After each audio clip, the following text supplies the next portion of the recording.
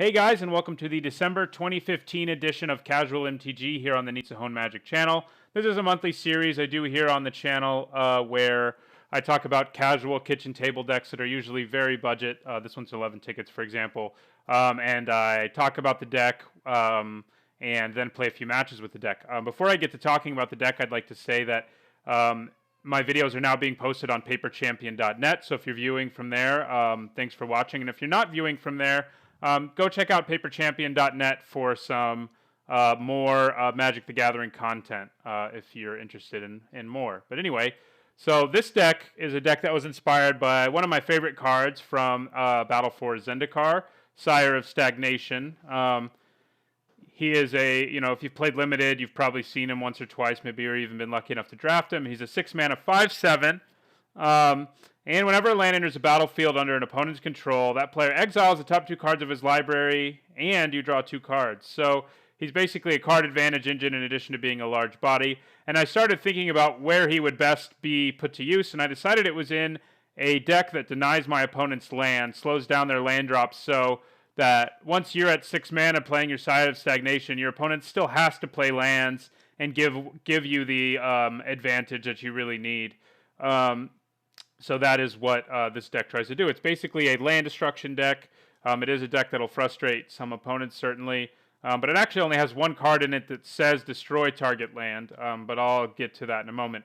The deck's mana base is pretty budget. I don't have Watery Grave in here or any of the other fancy blue-black lands. But I do have 4 Underground River and 4 Drowned Catacomb, both of which are very cheap and easy to get for this deck, as well as 4 Dismal Backwaters. The rest are there's also Tectonic Edge, which is also actually kind of expensive, but it's kind of an important card for this deck. It also destroys lands.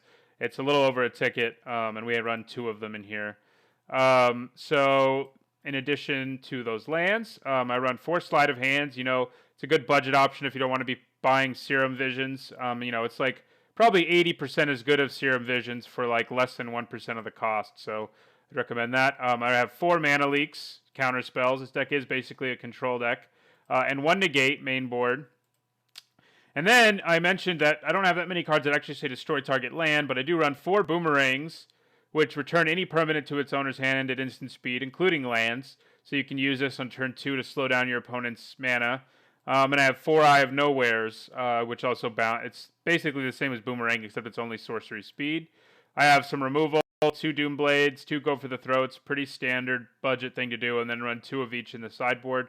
They're very efficient removal spells, unless, of course, you're going against a black deck or an artifact deck, in which case you have to side.